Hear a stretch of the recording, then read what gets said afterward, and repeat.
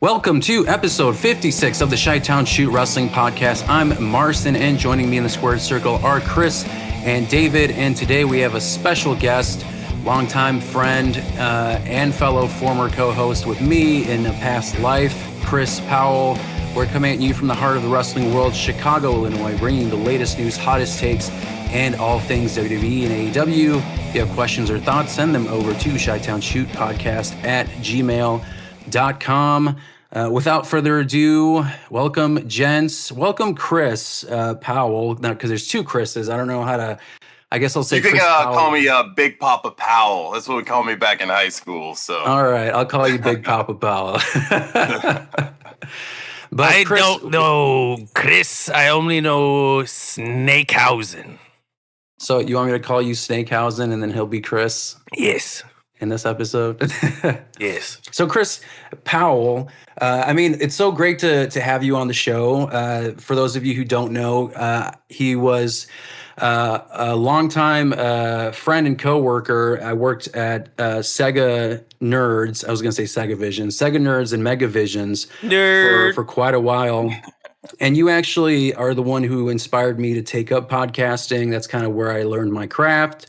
And I owe a lot to you, honestly. I don't think I would have had this track record, that just kind of the direction of where I am at right now. And honestly, I think I owe my actual job to you because of all the experience that I got from working with you on Megavisions and Sega Nerds. So yeah, I mean, I just appreciate you, and I'm glad that you're on the podcast.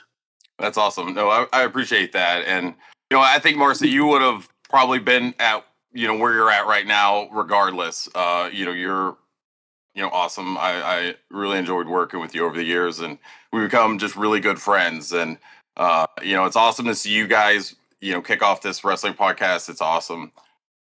I'm just really grateful to be on the show. Looking forward to it. Well, why don't you tell us a little bit about how you got into wrestling? Where did your wrestling start? Yeah, I mean, I grew up in North Texas. I was born in '81, so I was a kid of the '80s. So I grew up watching WWF, but also WCCW was right local to me. So on the weekends, I would watch that all the time. So I'd watch the Von Erichs, the Freebirds, the Gentleman. Chris Adams was one of my favorites as a kid. So I grew up watching that. But then when we got cable, we were able to start watching WCW.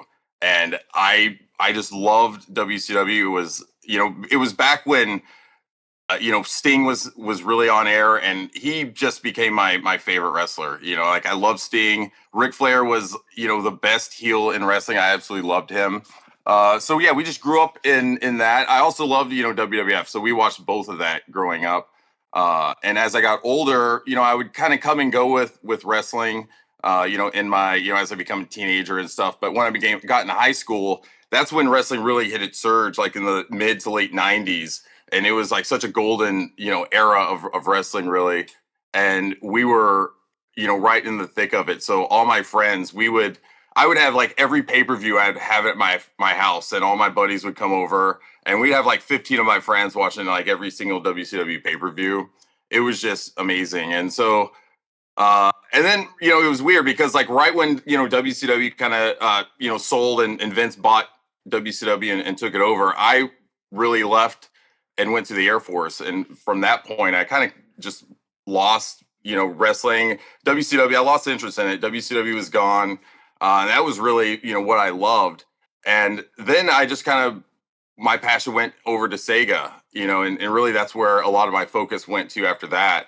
I was in the Air Force. I was working as a military journalist. And so that was kind of my segue into video game journalism, get me into Sega, ultimately, working on Sega Nerds with you. And, here we are today. Yeah, and I feel like I feel like you've said this before, that you were always supporting the underdogs. You preferred Sega over Nintendo, and you were more of a WCW guy over a WWF guy. And I feel like that kind of kept going through, your life in terms of your interests.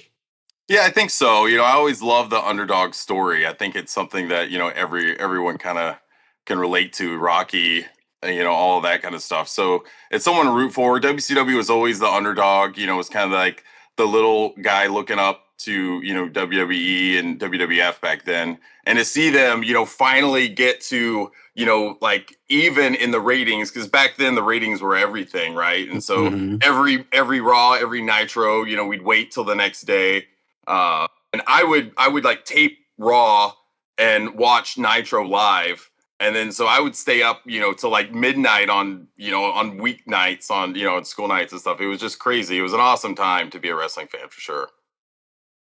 That's awesome. And I appreciate the background. I hope everyone took note of the what a great wrestling fan you are, and your contributions to this in this episode.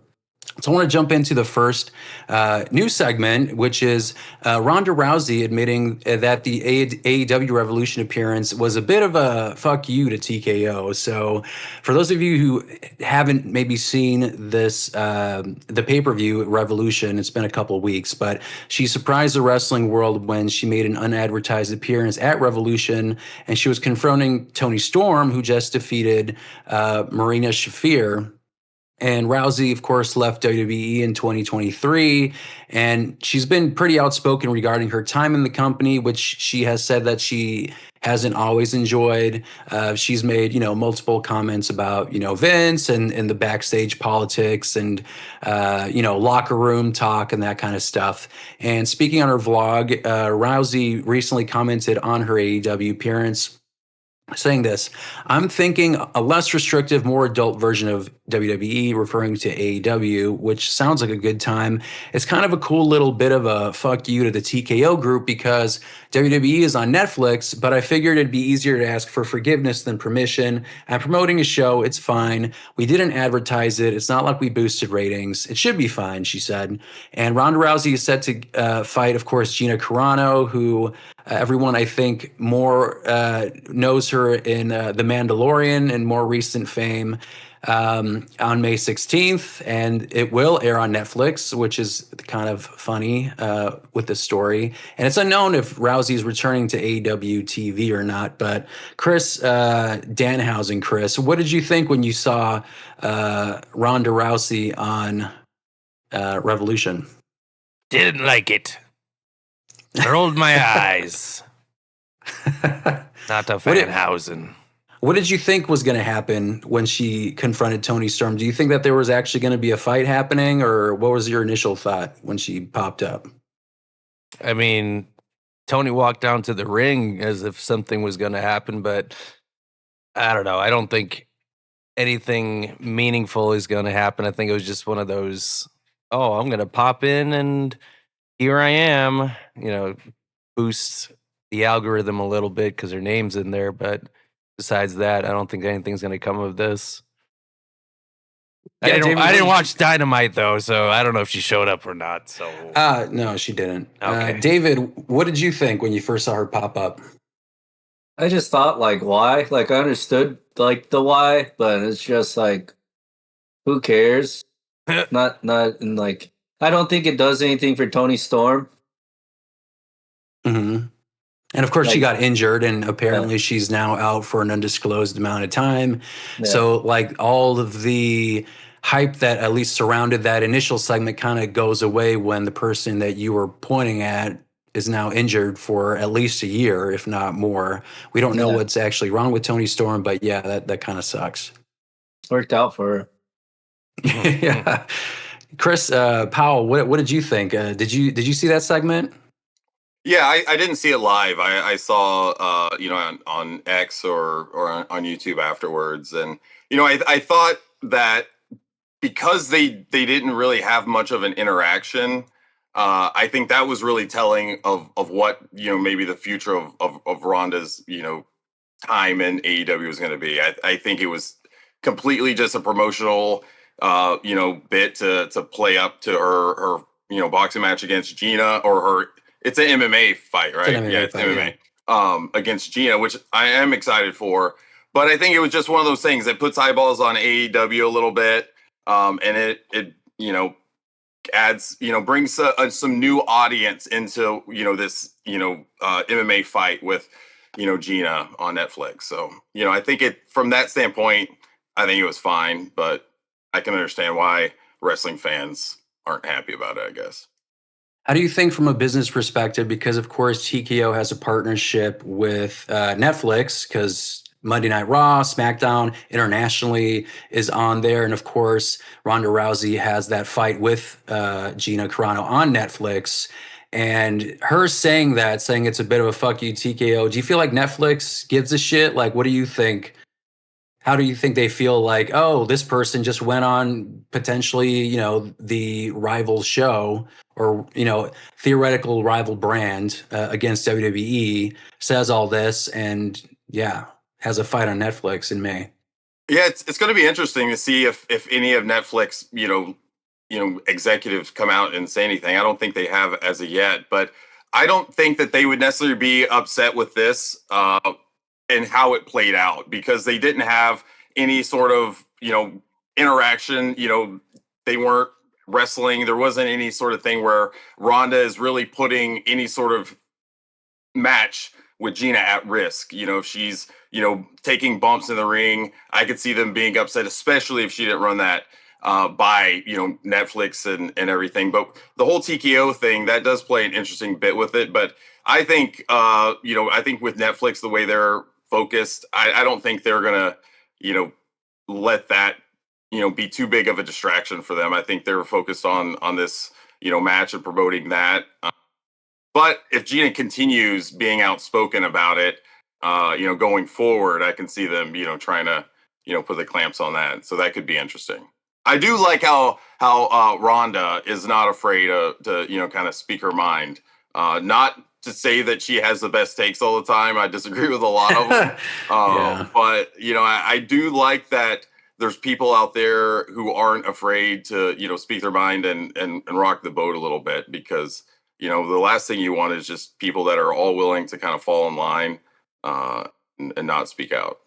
Yeah, I mean she's had some pretty crappy takes. I mean, of course, the Sandy Hook thing is like the first one. She got a couple shots to the head. I think it was the moon landing. I think she also didn't believe in the moon landing for a while. You mean the Earth isn't flat? No, wouldn't be surprised if she was a flat earther. No, I think that's for AJ Styles. That's his cup of tea. But yeah, I mean, like Ronda Rousey, I do think there's some that it's complicated because I feel like that thing that she said, and I did look it up. She did apologize like last year, which is like 13 years too late, but it was a long ass post in her apology. So, I'll give credit where credit is due, even if it's 13 years too late. But yeah, I don't know. I feel like what her comments, the fuck you to TKO, I think it's warranted from a place of like how the UFC, who's under the TKO umbrella, does underpay fighters who are not like main eventers. Like I saw some of the salaries that like the lower card level fighters get, and it's like 45,000. Like, I mean, some are making like 10,000. Yeah, it's that's like 6,000. They don't make a lot of money, and then they're also having to pay their trainers. Their all of the crew that they're coming with. That is on them. And TKO just announced recently that they're no longer going to be paying for fighters, teams travel because that used to be crazy. Like the travel stuff used to be taken care of, but they have to pay them, for their time and everything. So they're not making a lot of money. And so I think for a lot of younger fighters, it's about, getting sponsorships and those sorts of things, which is just ridiculous when you're this billion-dollar company and you have fighters who have to have second jobs and, are barely, making over 10,000 a fight. Yeah.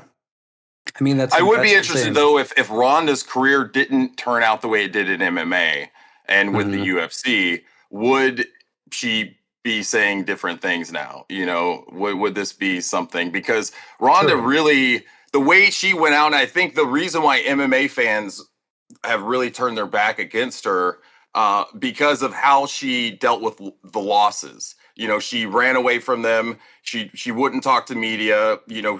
During the flights, like people, the media were there at the airport. She just kind of like hid her face behind a pillow.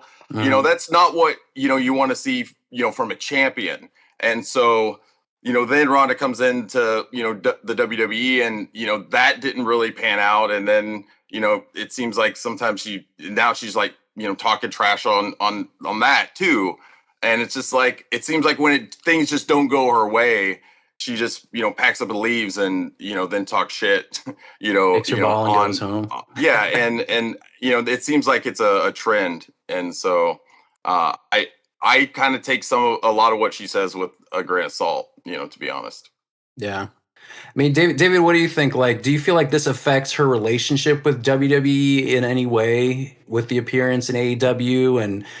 And I mean, I guess from a broader perspective, also the parent company of TKO. Does that affect anything at all? Does she care? I don't think they care. Yeah. I don't like. End of the day, they're like UFC stands on their side of the line with her. So does WWE. And if you want to talk crap about both of them at the same time, it's fine. You're on the other side of the line. Thanks for telling people to check out what's on Netflix. Right. Yeah. I mean, I think I'm of the same mindset. And again, it's like, like she could say that, and honestly, people have come back to WWE and have been forgiven for much more or for less. Like I mean, of course, Cody Rhodes is a prime example of like creating a separate wrestling promotion, even smashing an actual throne, and now he's been a multiple-time WWE champion and making millions of dollars in WWE. So, I mean, I think at the end of the day, I don't think WWE cares. I think TKO. If I was in their shoes, I would say, hey, this kind of press is more eyeballs on our fight with Gina Carano in May. So I don't think they give a shit as long as their bottom line gets them more money. So yeah, I mean, like, so I guess I don't know if this looks like it's a one-off. So she is of course friends with Marina Shafir, and I think she was on AEW TV, or was it a house show? Ring of Honor. It was it televised? Do you know? ROH is on Honor Club. So it was streamed live.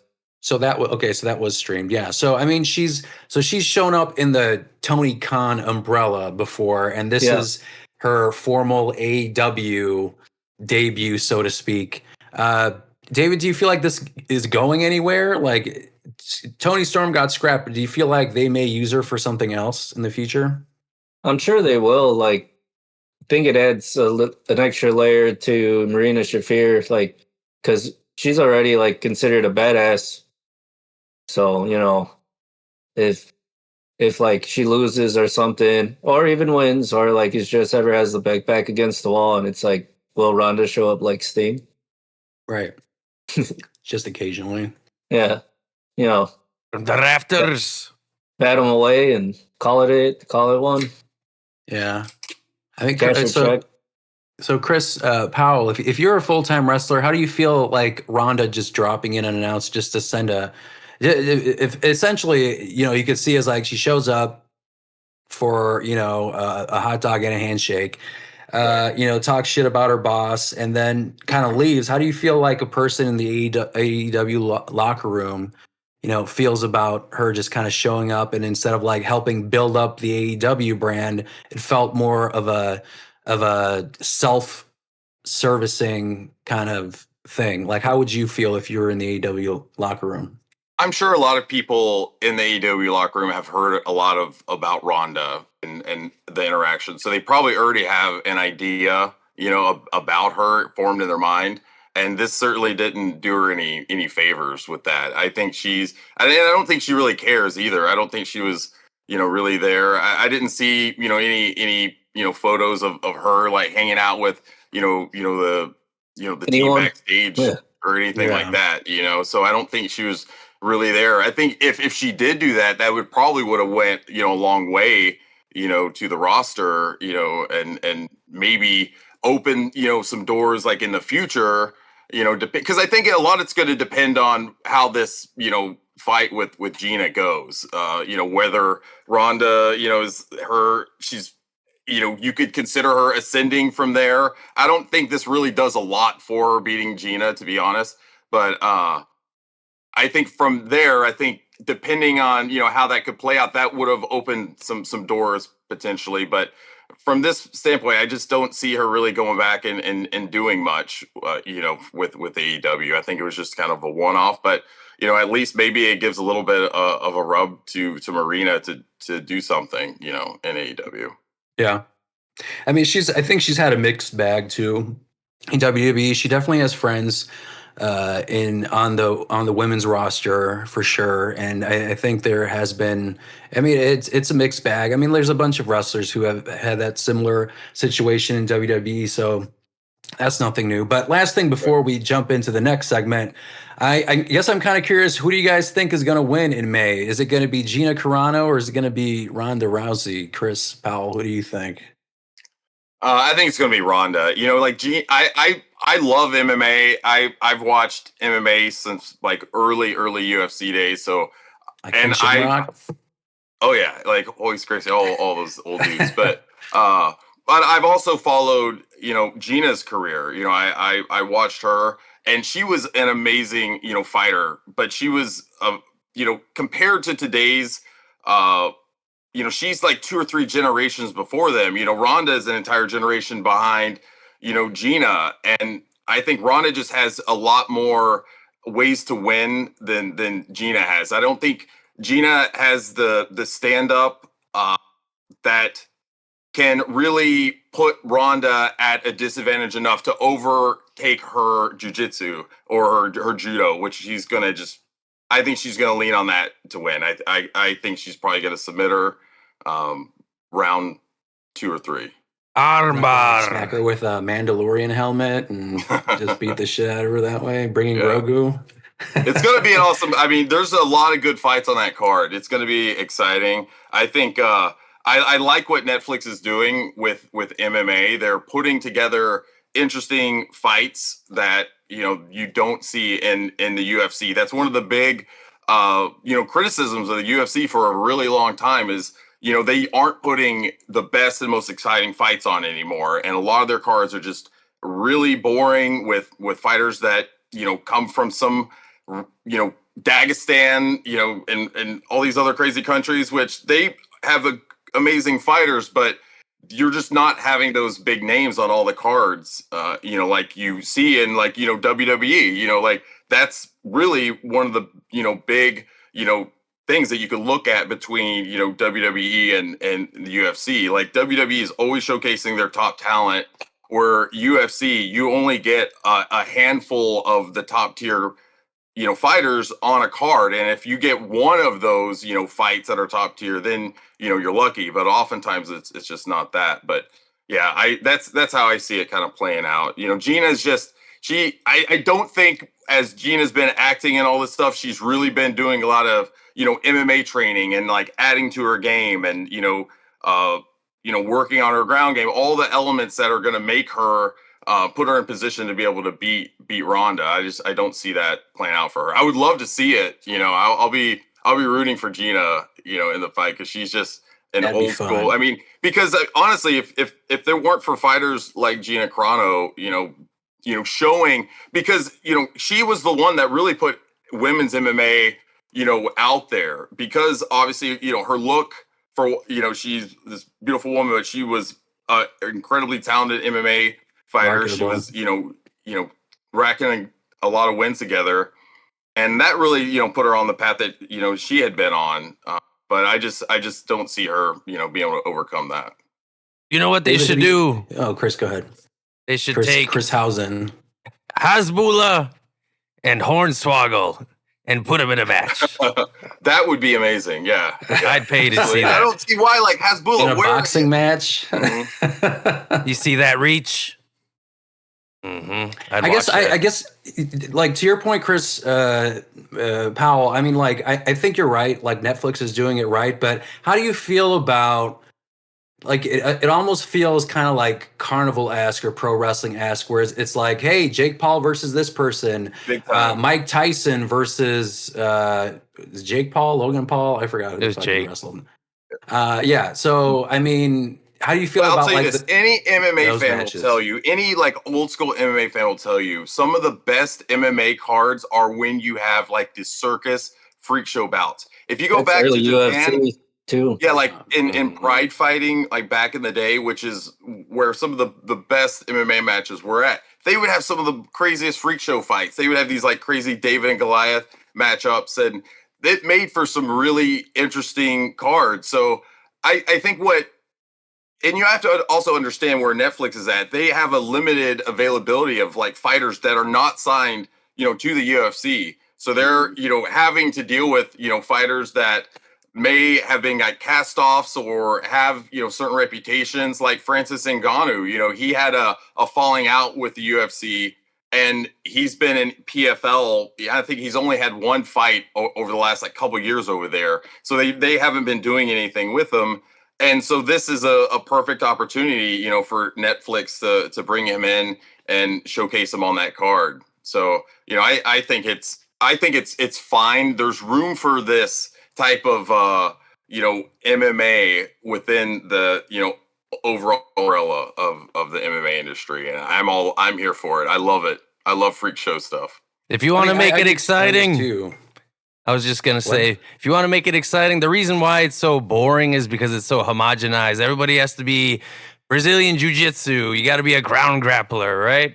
Like, it's kind of like fighting games in the sense of like, oh, everybody's going to pick the S tier character and everybody's using that. And that's the meta. If you want to make it interesting, have the Tai Chi man fight the, Kung Fu man versus Hornswoggle. Well, that's what the early UFC was. Yeah, like it was like very one-dimensional martial arts all coming together to see who could win. So you'd have like these like crazy white dudes who say they were black belts in ninjutsu coming out and like fight a kickboxer, getting their ass beat, and it was all crazy. But a lot of those early UFCs and the way the rules were set up, it was really geared towards to try to showcase Brazilian jiu-jitsu, and that's really what that UFC, especially the earlier ones, were geared towards, is really to kind of showcase that.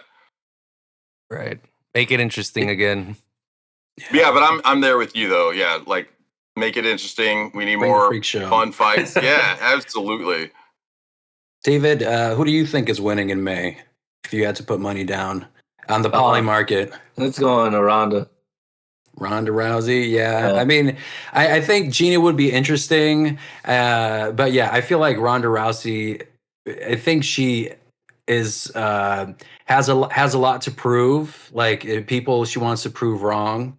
So I think that energy is going to carry her into that match. And like everyone here already said, I mean, like, the numbers don't lie. Like, all these boxing match fights, like, why is Mike Tyson fighting Jake Paul? Well, I mean, clearly people wanted to see it. They wanted to see either a train wreck or, like an underdog story where Mike Tyson somehow beats Jake Paul.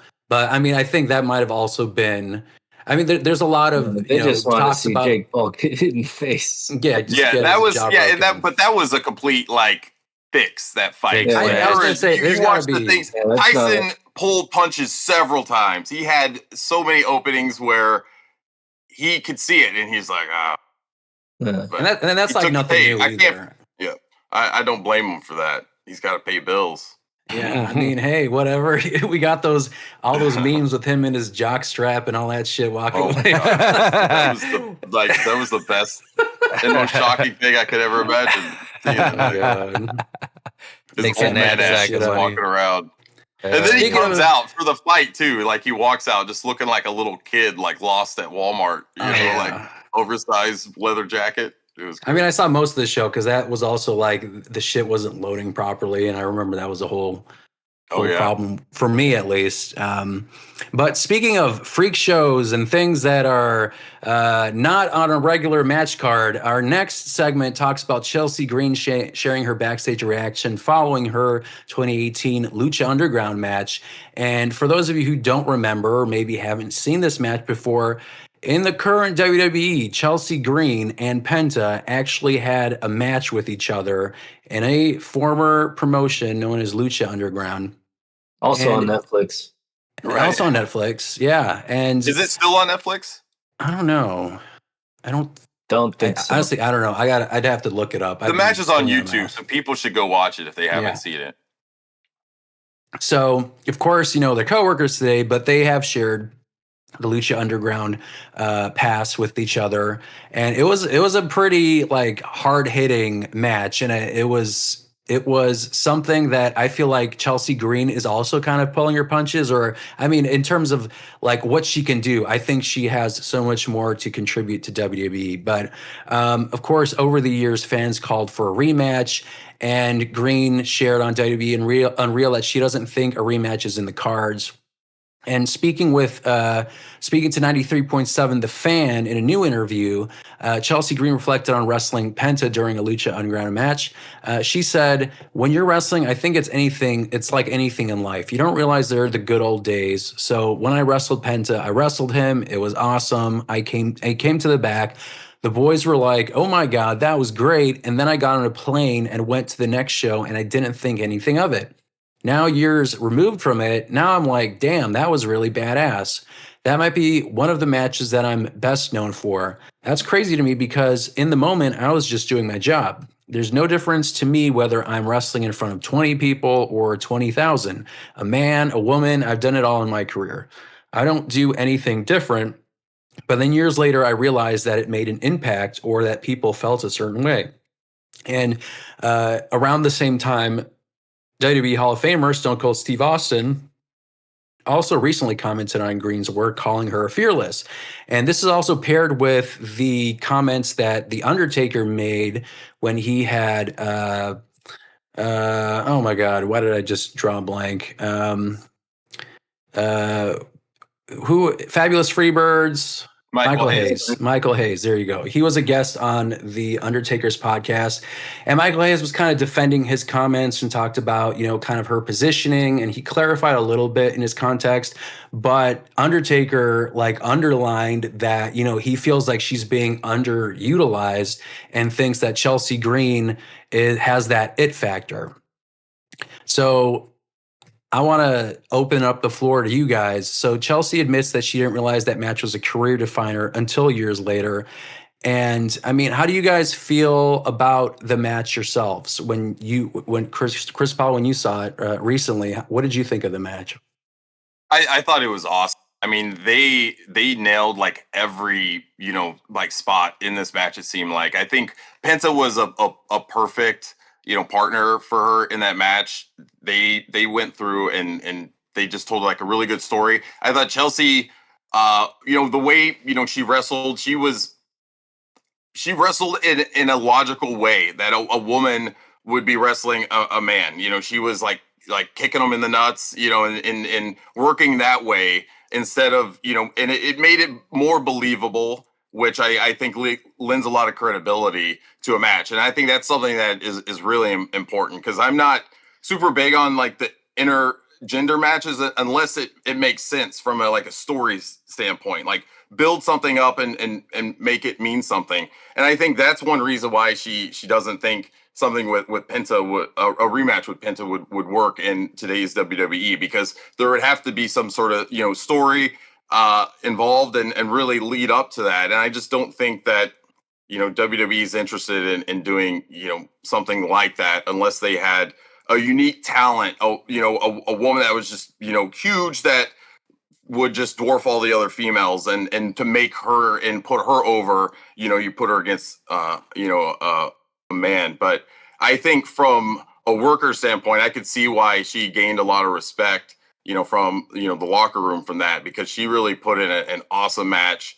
It, like what you said, Marcin, it was really gritty. Lucha Underground was so awesome, man. I remember getting into that. I was like, man, this is like what wrestling really should be like. Like they tell like really cool stories. They interweave everything, and I really wish WWE would look into taking more of that from somehow they do their storytelling, and let their talent act more, because I think Chelsea Green she's shown that she can do hardcore, more serious stuff, but she's also like funny. She can do comedic stuff. I think you can do anything with her, and there's not a lot of talent that you can say that about. Like they can do all the things that you want them to do in all the different scenarios, and they would look like $1 million. And I think she's sitting right there, but because she may not have that certain like look that people like Michael Hayes and certain others that are more from this like, you know, archaic era of WWE. They're looking for those, you know, type of, you know, talents that fit that mold, and she may not be that, but I think that's the type of, you know, wrestlers that fans get behind. You know, the you know, the Daniel Bryans, the people that rise up, that they're, you know, that they're not necessarily that you know, they're not the mold, or they're the perfect specimen or whatever, but you know, they have the it factor. And you know, when you go through and, you know, put in the kind of work that she, you know, did with that, it builds a lot of respect and credibility with the fans too. And I think that's important. I mean, I agree with that. I think she has the it factor, and I don't think size, I mean, should really matter if you tick all the boxes. I mean, and for the women, I mean, Chelsea Green, I mean, she fits right up there, and I just feel like they put a ceiling on her that I think, yes, she can make anything work. You can put her in a dumpster match. You can make her, you know, a comedy skit. You could do everything with her. But I do think that you can't just completely rule out like a WWE Women's Championship match. Like, I think if you really push her and just have stories that like give her that kind of momentum, like I felt like the Money in the Bank match in Toronto, people were really hoping that she was going to win that Money in the Bank match. I mean, the crazy fucking spot she did going through those tables, I mean, that was crazy. And the things that she's currently doing with now, I think she's actually injured. She's in a wheelchair, but like just making it work with that like gimmick of just being in a wheelchair, the timing, like you can let it be taught, but she has a natural ability to just make it work, and she has that, you know. Chris Housen, have you seen this match before? Or have you seen clips of it? What did you think of this match? I've seen clips of this match, and I really should get around to watching the full thing, but all I know is that Chelsea Green and Penta are two talented people that I'm sure put on an amazing match. And if they were to replicate it again, it'd be pretty damn close to it. But yeah, I mean, like, she's definitely a main card material wrestler that needs more time. And I'm sure with that injury, she's just gonna Kevin Nash it and just stand up. You know that Kevin Nash gif where he's like in the wheelchair, leg up. She's gonna stand up, and then whatever the situation is. But yeah, she's great. What do you think of intergender matches in general? They're fine. I feel like depending on the buildup of the match, I mean, it could be comedic. You know what I mean? Depending on the two wrestlers that are in the ring, it could be something really silly, or it could be something that's very more serious or grounded in the sense of like how a match like that might go between, you know, male, female, or whatever. So I think it just really comes down to the buildup and the partners in the ring. But you know, Penta and Chelsea Green were a match made in heaven, so to speak. And I think Can I ask something real quick? Just like Go throw for it it. out there, like how, like, because I think one of the difficult things you have in these matches is like, because in Penta won in the Chelsea Green match, right? Mhm. But like, what does that do for the winner if the male, you know, wrestler coming out on top? I pinned a woman.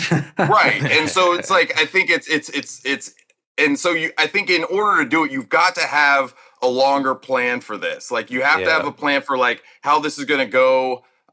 Because you obviously want to showcase the woman if you're going to be putting her in a match with a man, right? And so, but I think it all just has to, you know, kind of make sense. And I just worry that, like, I don't know if WWE would be able to, you know, pull that off. I think they've got certainly the talent to do it, but I just think, you know, you really have to be careful, like, who you put in there, because otherwise you're gonna like Disco Inferno, you know, like getting beat, was it by Jacqueline, like on like Thunder or Nitro or something, and you know, it just buried you, you know, and so you have to have a way of you know, telling I think a longer story and do something interesting. And I think that would work, but I just don't know if, you know, WWE has that long-term storytelling and planning that they'd want to put forth with something like that right now. Was that the I mean, in that Vince same- Russo in that- era? Yeah, I think it was. Yes, Yeah. maybe. But I'll say in that same like era, we did have China, who was an Intercontinental Champion, if I'm not mistaken, or she just had Chris Jericho matches. But I she's think she also one of those unique talents that I would Right. say, like, Yeah. like kind of like she was. She had the Like figure. the way, and the way they built her up, she was the enforcer for Triple H and Shawn Michaels, and so it led to that. She had a lot of interactions She with had the 2 years. other, with like baby faces, and so she was in there, and it made sense. And so I think you just have to find, a unique female talent that maybe you could put with some sort of stable and build something similar to China. It doesn't have to be the same, story or anything like that, but I just think there needs to be some sort of way to introduce them and make them to be some sort of thing, because you have to have them become such a powerful opponent that you would make them believe that they're going to be able to beat whoever their male opponent's going to be. And you don't want to put them against like some wimpy, a jobber, just someone like you'd want to see her go up against, a big top talent, I think. And so you'd have to find a unique, wrestler for that. I think Recluse or Chelsea Green in that instance, that was like her debut premiere. I don't know if that was her first match, but it was I don't like remember what the story one of leading her- up to it was. It was one of her beginning matches, because I know that the announcers were talking about her background and that kind of stuff and how she just started and all that kind of stuff during the match. So I think to your point, I agree that there needs to be some kind of story, or if the announcers or the promotion offers some kind of context to why a match like this takes place. I think if you call yourself Lucha Underground, maybe you have like, because you have that seedy, like anyone can just kind of like fight with each other kind of brand or feel. I feel like that's realistic as long as you sell that image. So to your point, if WWE did it, they haven't been doing that for the longest time. So if WWE just all of a sudden started doing that, I think they have a lot of legwork they need to do to like actually make people believe, like, I don't know, They were doing Rhea tag matches for a while, weren't they? Yeah, but that's like different, right? Like, and they've done it before. Like Lita would, jump in there and do like a Hurricane Rana and a Dudley or whatever. Yeah. So, I mean, I don't know, but I think it just has to be the right type of match. But David, what do you think in terms of that match? What did you think of the Penta versus Reclusa match? I thought it was crazy. Like, I mean, for like first time watching it, I didn't really think anything of it, and other than like, damn, she just got beat up. Yeah, But she did like, a Canadian destroyer. like, and then now it's like long term. It's like now it's like, okay, you see somebody that understands wrestling. You see somebody that knows how to sell, when to sell, and like just having the IQ to take some of those bumps. Mm-hmm. That was a big one too, because I mean, there was some like if you didn't take those bumps correctly, some of those they were moving really fast and high impact. I know Penta's keeping her safe, but she did her part really smartly. Too. She tucked her head in when she was going on the side of the ring, and he was doing like the small package, like power bomb on the side of the ring. Like that shit is crazy. Did you guys see that reporter get suplexed and nearly get her like neck broken? No. Yeah. No. Oh, it's she like took a German. Is it a different match? It was for the RAF thing. It was real life. This wrestling. It was like amateur wrestling. And an amateur Real wrestler, American. She was interviewing an amateur wrestler and on live TV, and they're like, okay, we're gonna do like a suplex, or she's gonna show me a move, and it looks like a German suplex, and it looked like the way the camera angle was, they're like, oh my god, she just broke her neck. But she turned her at the last second, and I was wait, why did she agree to doing that? Why did they put her in a suit? TV. Yeah, it was for awesome. the views. For television. I thought Real American Freestyle was just like, kind of like a vanilla Olympic. It's television, bro. Like, was it? Yeah, I don't know what their style is. RAF is basically UFC, the way they try to book it now. Because now they're also booking like people that like retired MMA, like they could have a freestyle wrestling match. Like they're invited. Shit, Kurt Angle's a Kurt Angle's part of it now too. I think he's a commentator. Wait, is that I mean, that the makes Hulk sense. Hogan Bischoff thing? Yeah. Real No, yeah, American. they're definitely looking out for like the former Olympians, the former professional MMA. I mean, I think there's a people. market for it, and there's so many kids who do amateur freestyle or amateur wrestling in high school and college and stuff. And not everyone Olympic just wants to sport. be a pro wrestler. Yeah, I mean, yeah, and not everyone's gonna go to the Olympics. So having an opportunity to hone your craft or may just show your skills off instead of just going straight from like amateur pro wrestling pipeline. Like well, I mean, Kurt Angle went to the Olympics and then he went to WWF. Brock should show up. That'd be crazy if Brock showed up. I mean, just have like those kinds of guys showing up to add some more legitimacy to it. But I mean, I'd say, go for derail the conversation. The reason why I was trying to think, like, how did we even get on here? I was just gonna say The that weave. reporter German could have suplex. taken some cues from Chelsea Green and to Tucker Jen on some of those. So She's like, ooh. Like, do any of you can answer this? Do any of you think that they will ever acknowledge it on TV? Because I don't think Penta or Chelsea ever crossed paths or did a weird look or whatever, right? Do you feel like they would ever give that some? I'm sure they'll give it a oxygen? nod. Yeah, there'd be a winking nod, like walking in the back or something after an interview or something. You know what I would like to see is put them in a mixed tag match, and then just have her be like tagged in or him be tagged in, and then she's in the ring with him, and she forgets to like tag in her male partner, and then they do some just kind of move, fights. just a little Easter egg. I think that'd be cool if they're not going to like do the. I feel like I think there are a handful of women who could make it believable. I think Beth Phoenix, China. I think Rhea Ripley to a certain degree could. Nia Jax, I think she did eliminate some guys in the Royal Rumble, if I'm not mistaken. Yeah. So there's some women that like if you put them against like a cruiserweight, I think that you can make it believable. But like for James me, at the end of the Ellsworth. day, it's also James Ellsworth or Jamie Noble. but then Guys- again, like, guys like what is that really? What's that doing for the woman there? Like, Right. just beating up a wimpy dude. That's true. But like, And people, but, I'm sure there's dudes that pay like a lot of money to see that kind of stuff online, though. but like, I mean, absolutely. I'm sure there's OnlyFans or some kind of Pull up the cup chair. some kind of Patreon or something. But like, and then at the end of the day, like for me, sometimes I overanalyze some things, but I'm like, it's also pro wrestling. So like, if it's a woman versus a man, like if it's entertaining, I don't give a shit. Like How would you guys book it then? Like, how would you guys book this if you were gonna say like, let's get Chelsea and Penta into a rematch? How would you book it to make it? like to make it make sense in WWE? Yeah. That's a good question. I think it would have to be.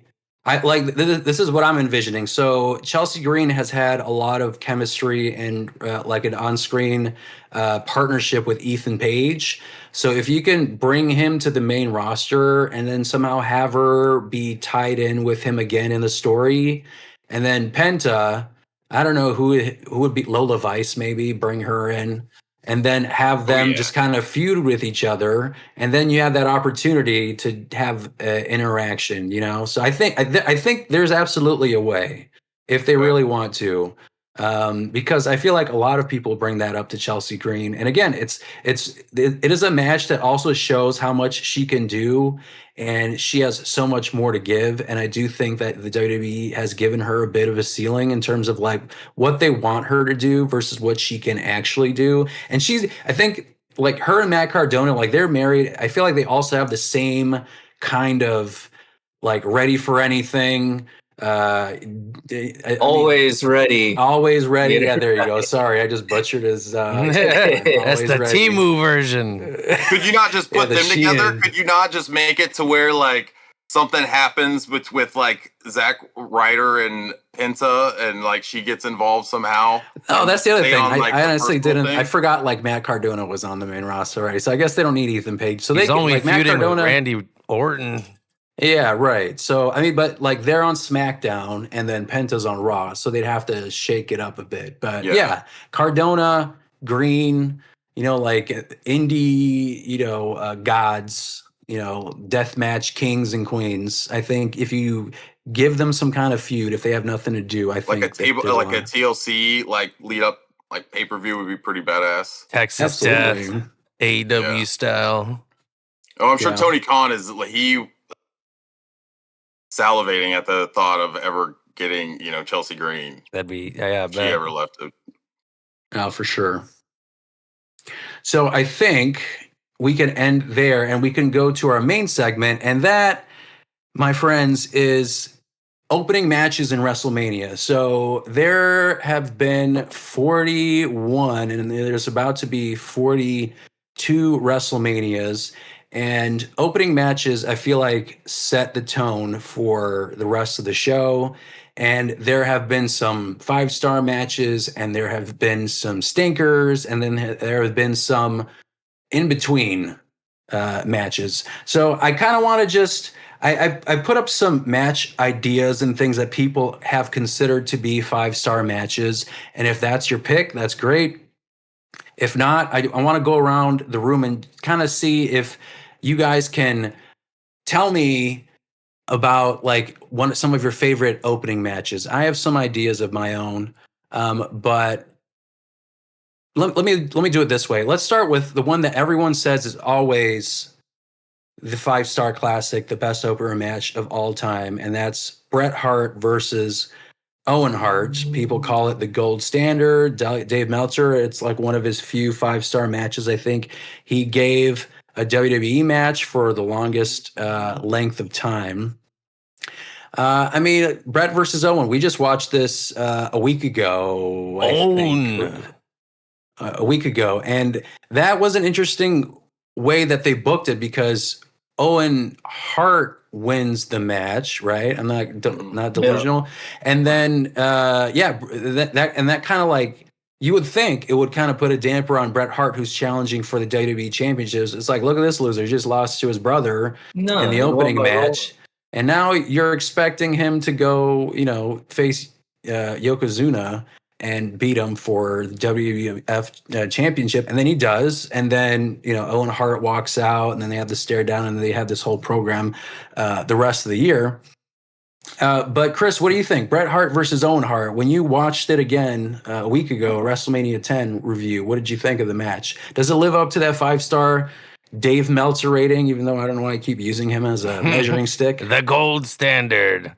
It was a good match. It was paced, it was grounded. It was obviously between two brothers that understood the assignment between each other. As far as the match goes and how it should kind of go. They sold really well. And yeah, it was a good match. I would say it's up there. What did he give it? 5 stars? I believe it was 5 big ones. Big booms. Yeah, 5 big booms. Actually, it was 4 3/4. So it was like 4.5. So I mean, it's pretty close to 5 stars. Yeah, couldn't give him 5. So many fractions, but yeah. David, what did you think? You also watched it along with us. What were your thoughts on Bret versus Owen? It's one of my favorite matches because it's just like, it makes sense. It's easy. Mm-hmm. Little brother, big brother, not getting along. Mm-hmm. Mm-hmm. Everybody knows big brother's really good. Everybody knows little brother's really good. Yep. That's why I think it didn't take anything off Bret losing, because it was like such a good match. It was like a prove it match to your big brother. It was like, prove that you can, like, be a man to your big brother, and he did. And so I think that's what that story was. It's all about the story, and you nailed it perfectly. It's like, it's that it's the brother rivalry. It was very simple, but it told an amazing story. Do you remember Chris Powell watching WrestleMania 10, or were you watching during the New Generation, or were you just more focused on WCW during that time? I was not watching a lot of the pay-per-views. I would keep up with Raw, but I remember watching this match. I rewatched it again, and like what Chris was saying, it was a very solid match, very technical, what you would expect from Bret and Owen. But I think what really made the match was the story, you know, they told. And I think Vince and who was it? Who was his color? Then Jerry Lawler. Yeah, Jerry Lawler. They were awesome. You know, Lawler was hilarious. He kept talking about their Bret and Owen's mom like having a heart attack and how she was. It was just like he was saying some crazy shit. Little does he know. Yeah, I know. It was yeah. I was like, damn, like he's really leading all this. But you know, Vince was really, you know, he was really good in like telling this story throughout the match of like, you know, Owens, you know, trying to prove it to Bret. What happens if Bret loses? You know, like it's, you know, and so I think they set it up to, you know, temper the expectations for fans. And I think just overall it was, I could see why people, you know, consider it, you know, a gold standard, not just from the match itself, but just from the storytelling, you know, leading up to it, the way they told the story throughout the match, and, you know, how, you know, they ended it, you know, too. It was a roll up, you know, pin. So, you know, it didn't take too much, you know, luster away. I think it would have made the match better, you know, I think if, you know, there was a legit pin, but because obviously Bret is you know, has to go out and continue to compete, you know, that I think that's why the finish was the way it was. It was more like, oh, you got me, instead of like, oh, he really knocked him out and pinned him. Yeah. That and that, I think the way that they booked that is smart, especially if that's the way that you're going and you're going to make his younger brother beat him and then have him have a championship match. That's the way I would book it too. In terms of like the rest of the card, like people think WrestleMania 10 is great, and I think it is in certain pieces, like the beginning match, and I think the Razor Ramon match, and I think the women's match too with I think Alundra Blaze was it, and Leilani Kai was it? Man, now I'm blanking. But the women's match was good. The ladder match was good. The Bret Hart at the beginning match was good. But I felt like the rest of it wasn't as great. And I feel like these two matches. What about me? No, no comment. So I think the ladder match and the opening match really elevate this whole pay-per-view, and that's why people put that in the conversation a lot. But what do you guys think? Do you feel like the beginning match and like the Shawn Michaels Razor Ramon ladder match, I mean, that has to be up there because it is historic, and it really, I think, elevates the entire pay-per-view as a whole. But when you look back at the whole match card, I mean, Chris, David, it's a little fresh in your minds, and Chris Powell, maybe if you remember the rest of the match card, does it like bell to bell from the top to the bottom of the match card? How would you compare it to other WrestleManias? It's,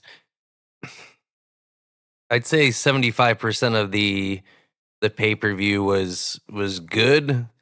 Like I would personally skip a damn name Lex Luger match, but you know, but overall pretty good from top to bottom. Rewatchable. You could skip most Luger matches though, to be honest. Yeah. I mean, they're really pushing him to be the next Hulk Hogan. Yeah, nothing against the guy. He's a great guy, I'm sure, from what I've seen. And, you know, all the best to him now and everything that he's, you know, working on and dealing with. But yeah, I mean, the Luger match was nothing to write home about. You mentioned Mabel. They had the tag team matches. They had one that they had to write off, like probably on the fly backstage because the ladder match went over. The women's match was good, but yeah, I mean, those three matches were solid.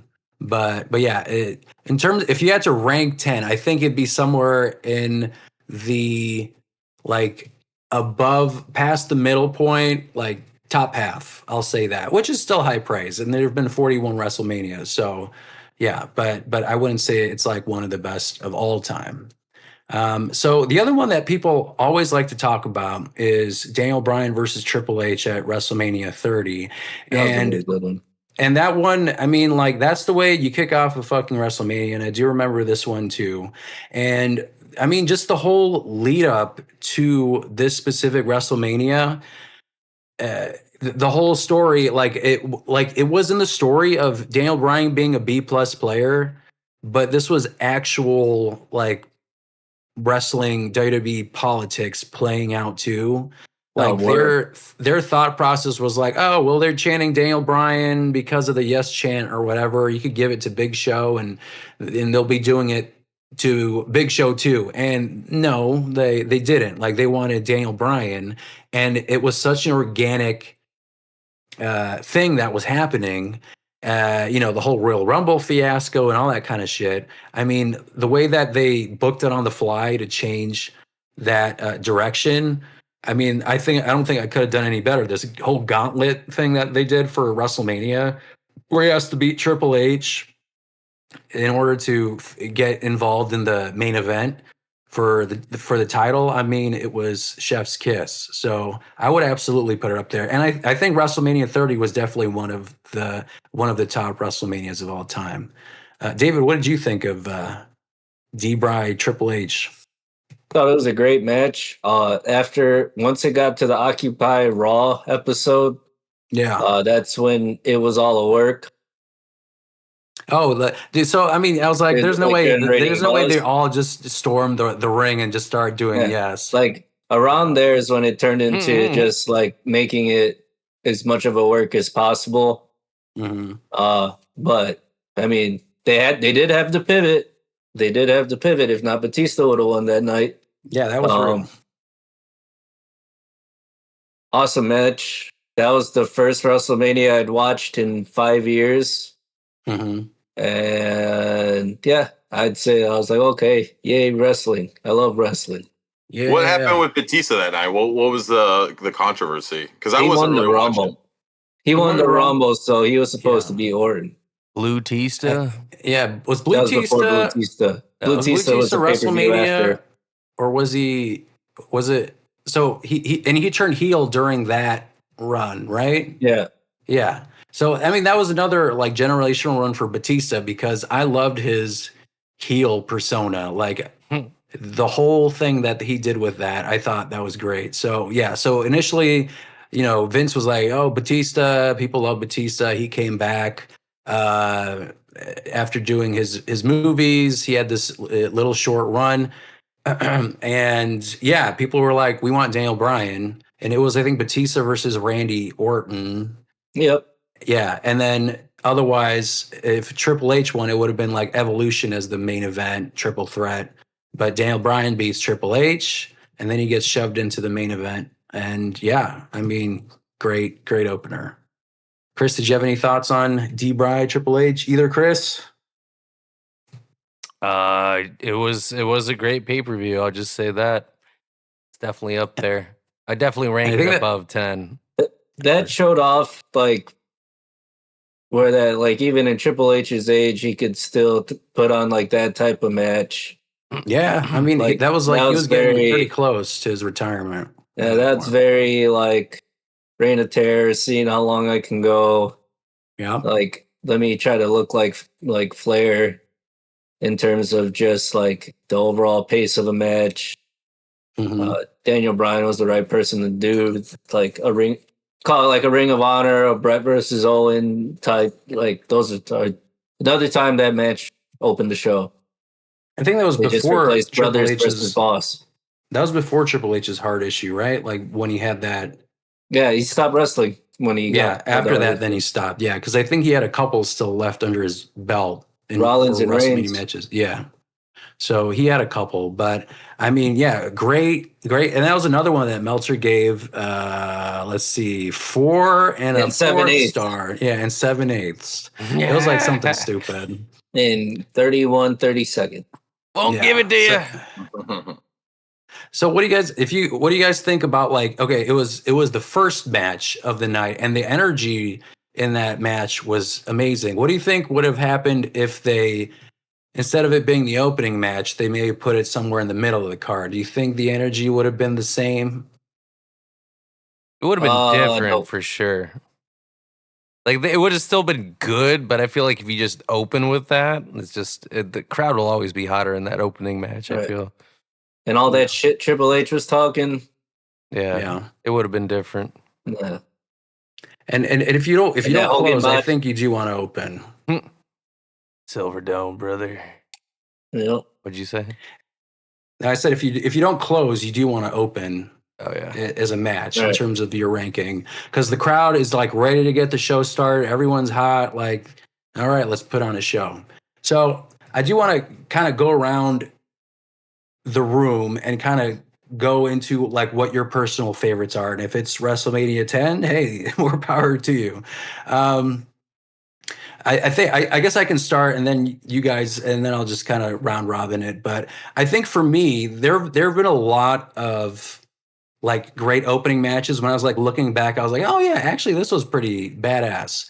And one of them was WrestleMania 23, and the WrestleMania 23 opened with a Money in the Bank match, and I was like, it was this one, or I think it was 25, if I'm not mistaken.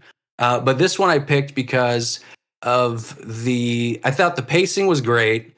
The spots were crazy. This was the one, and this is where I think, Dave, if you remember, like I was having this issue where I was mixing up two different spots where Joey Mercury got his face busted in. That was a different match. Yeah, But this was, Armageddon.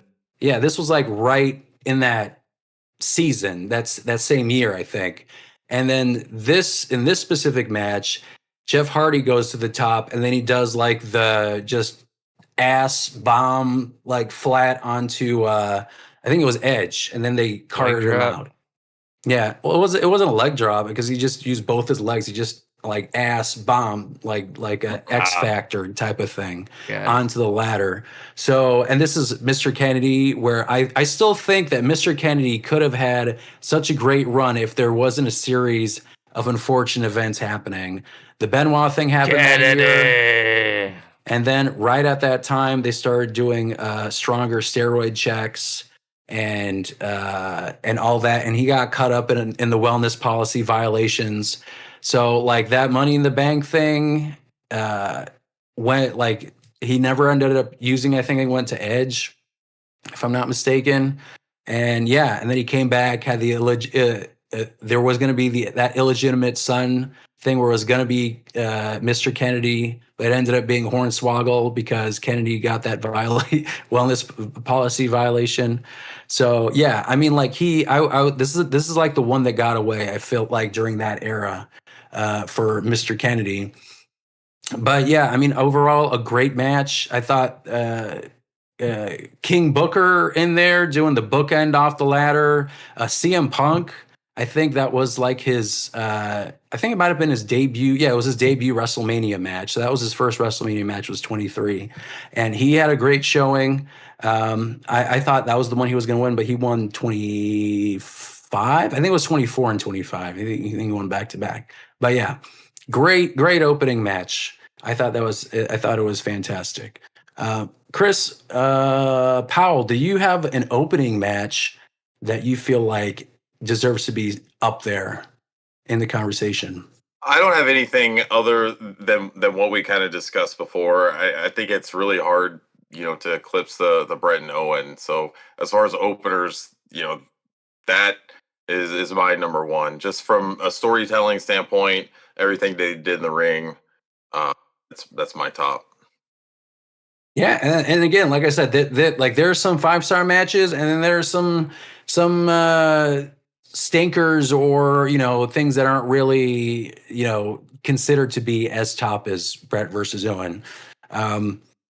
Chris Housen, do you have an opener match? I'm gonna go with the WrestleMania 22 Money in the Bank match with RVD winning the whole thing, because he had a whole cast of characters. You had Shelton, Flair, I think Lashley was in there, Finley, and Hornswoggle, and then RVD as well. And that was in Chicago, Illinois. I'd give it to you if it was an opening match, but I don't think it was an opening match. Was it not? No, that was I think it was the tag team of Big Show and Chris Masters versus Carlito. It would have been Big Show and Kane. Oh, Kane, Big Show and Kane. There you go. Chris Masters, Carlito. That's that was what the it first was. match. Money in the Bank was the second. Yeah, Damn. that was the second one. I was wrong. Yeah. You got another one? You know what?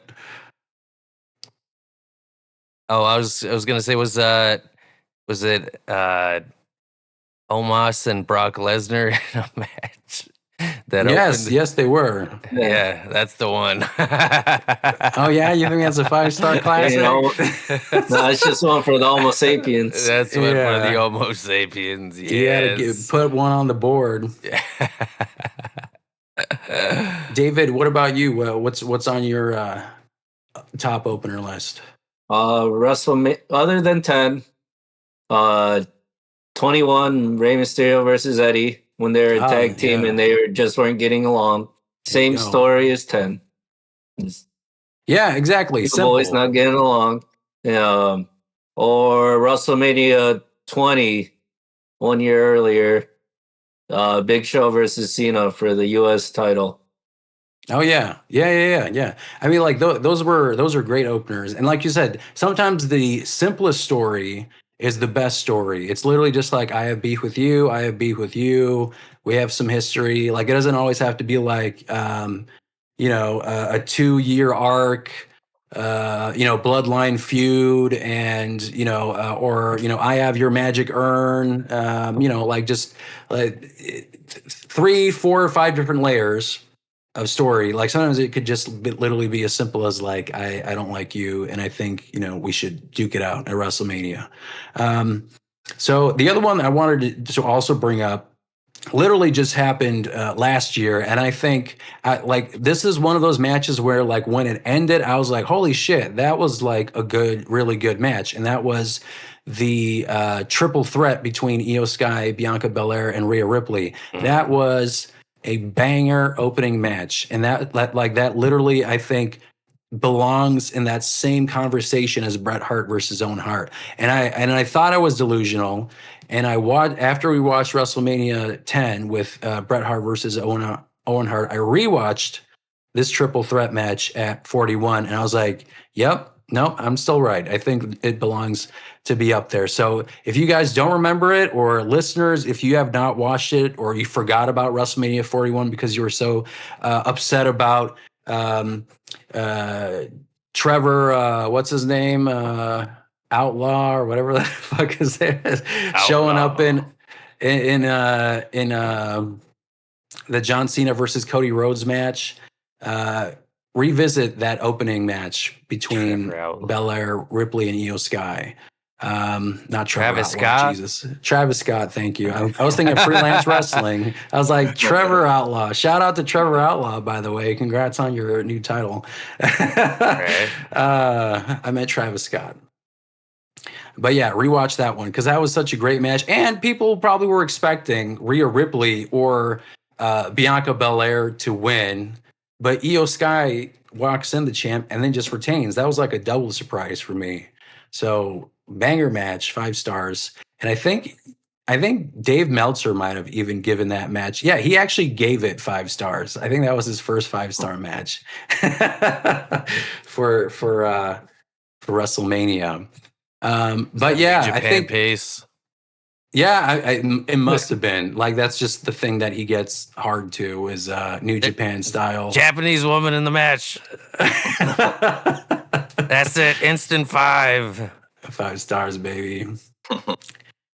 So there were a couple of let's see, 1, 2, 3, 4, 5. And I'm curious if you guys remember these. I want to know, which one do you guys think was the better match? So WrestleMania became 2 nights 5 years ago, 6 years ago, something like that.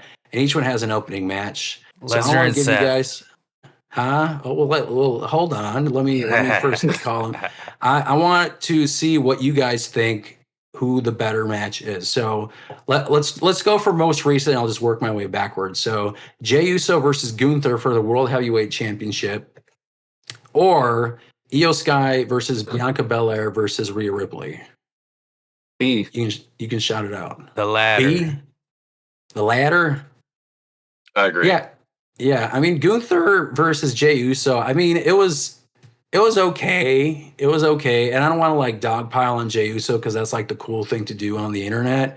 I think he's a cool guy. But if I just had to be objective, I do think the triple threat match was just a much better match. All right, 40 was Rhea Ripley versus Becky Lynch or Seth Rollins versus Drew McIntyre.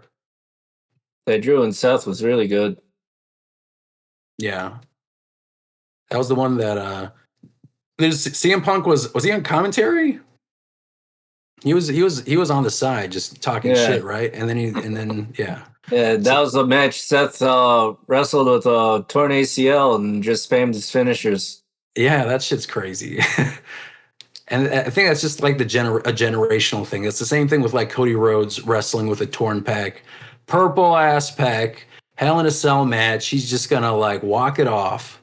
Thinks that that's cool. Even he tells his students that if you're injured or whatever, he tells them like you shouldn't just like pretend that it's like not there or just kind of like suffer through it. He's telling them like if you're injured, you should take the time and rest. And then he's like, well, do as I say, not as I do, clearly, because he did not follow his. You're not Cody Rhodes, baby. Cody Rhodes.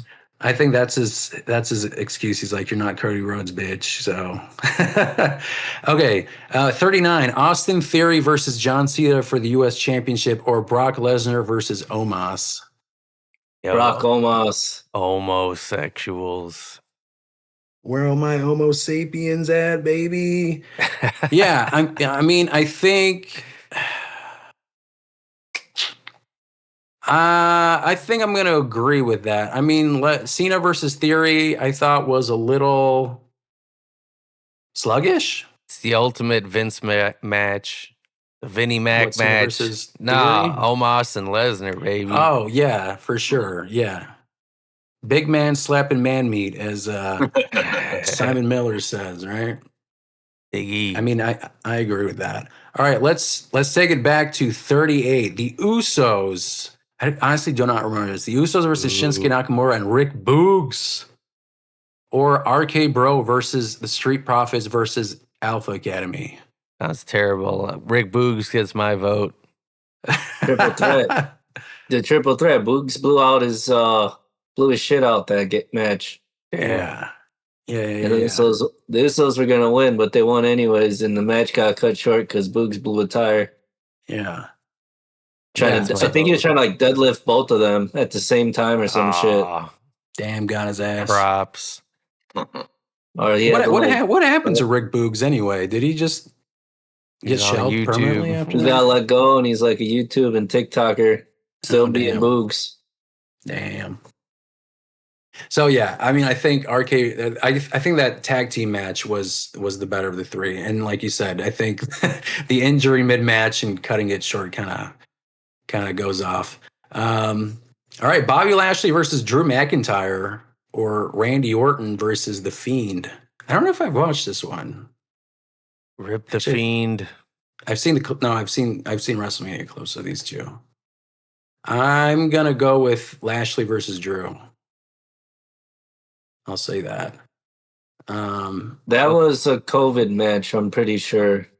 Yeah. 37. Or that was whenever they lit The Fiend on fire. Oh yeah, that was 2021. Yeah. Mm-hmm. So it was, that was in front of a screen. But that was where Lashley defeated Drew McIntyre to retain it, I think, right? He put him in a hurt lock. Because I think did he win in 2020? He beat Lesnar in 2020. Yeah. So, I mean, man, talk about like just thinking about like the whole COVID WrestleMania stuff that just sucked. Like, I feel like that has got to be like up there as like the worst WrestleManias purely just because of the whole like COVID thing. Like, you got to put it at the bottom. I know like you have to work with what you got, like you don't have a choice that you can't have 60,000 people, but just, it just kind of takes away the magic from it. So I think that the WrestleMania as a whole, 30 7 and 36, I think they have to be kind of closer to the bottom for me. Oh no, 37 was in front of people because they did it in Was Florida. it? Oh, okay. Yeah, Yeah, you're, they oh, did yeah, it Because you're like right. Florida was the first state that opened up, right? Yes. Yeah, Fuck but I them think they, masks. it wasn't full capacity, right? It was like every other seat or whatever. Wasn't that the one where it was raining and Samoa Joe was like Yeah. commentating or anything? Killer Samoa with the poncho. Yeah. Yeah, so okay, so 36 for sure closer to the bottom. Yes, you're Yeah. right. They had people there. But yeah, it just 36 and 37 just still didn't feel the same for me. 2022 when they when they started getting more people, and it was 2022 was when Cody Rhodes had the Seth Rollins match, right? 38, and that was Steve Austin. Yep. Yeah, Steve Austin match. Like that was a great pay-per-view. That was in Texas, right? Dallas. Yeah, that was Arlington. a great Arlington, Texas. Yeah, same shit. No, not same shit. But Yeah. Cowboys play there. We just lost Well, viewers. Chris Powell, you know. Well, yeah, my family's from there too, so I'm careful, not careful. Yeah, I mean that was a great WrestleMania. Bears but playing in Arlington Heights or Indiana. Same tomato, shit. tomato, Chicago Bears. Right. I guess we'll see. But I think that is a wrap for this episode of the Chi-Town Shoot Wrestling Podcast. Please don't forget to like, subscribe, rate us, and leave your feedback. Tune in next time for more wrestling madness. Until then, keep marking out.